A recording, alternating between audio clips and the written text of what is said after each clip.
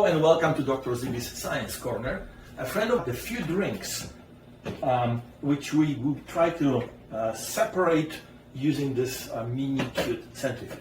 So first of all, I chose orange juice, tomato juice, and coffee. So the tomato juice has a tomato pulp and water, orange pulp and water, and this one has a coffee, milk, and water. So we have 4 samples. Another sample would be I prepared the dirt with water, so I just add more. Okay.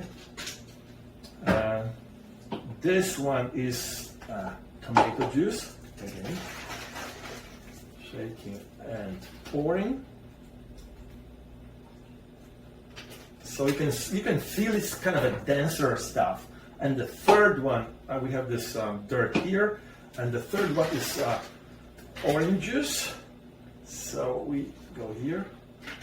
All of this is set up in the proper balanced locations in the rotor, and we just put it on and we'll see how we go.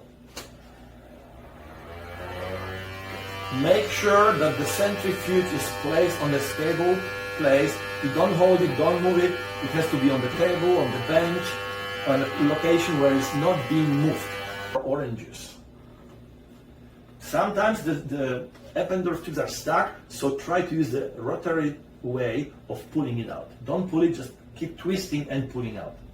Okay, here, well, I'm not sure if you can see it in camera, but here you can some sedimentation at the bottom, darker part, and then the water on the top.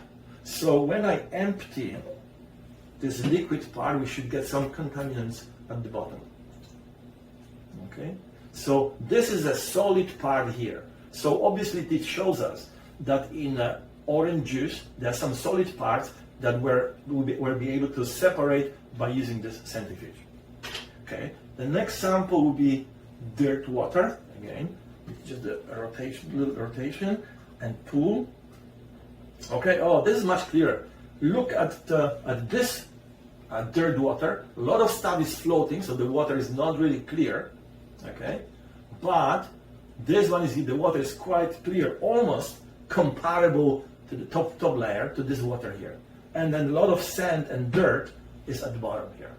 Okay, so it worked very well in this case. Why? Does the sand particles and dirt particles are much bigger, okay, and denser. So that was easier to separate the liquid from that. Okay, now let's look at the orange juice. Sorry, not the orange juice we did.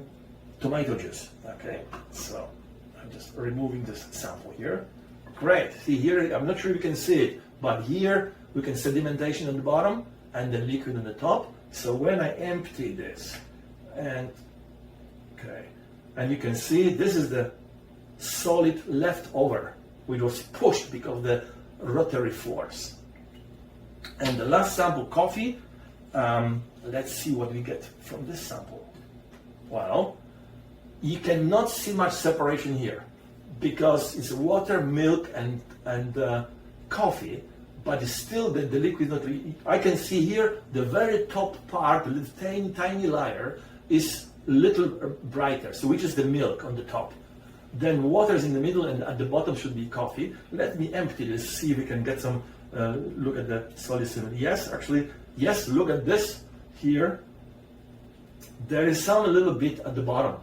Okay, so there's which is the coffee. So the coffee was at the bottom, water was in the middle, and very tiny layer of was on the top, which is the milk. Okay, so well, we finished this, and it shows that this centrifuge really does the job. Sorry, but in conclusion, we have 2 things. Centrifuges are machines that use the rotary force called centrifugal force and allow to separate various compounds. And this mini cute centrifuge is a quite useful tool for home chemistry lab, as it helps with the experiments when you need to separate solids from solution. So play at home. So this actually brings me to the end of my presentation. Thank you very much for your attention. Stay safe, have fun with mini cute centrifuge, enjoy science project at home with your parents and loved ones, and stay safe. Bye.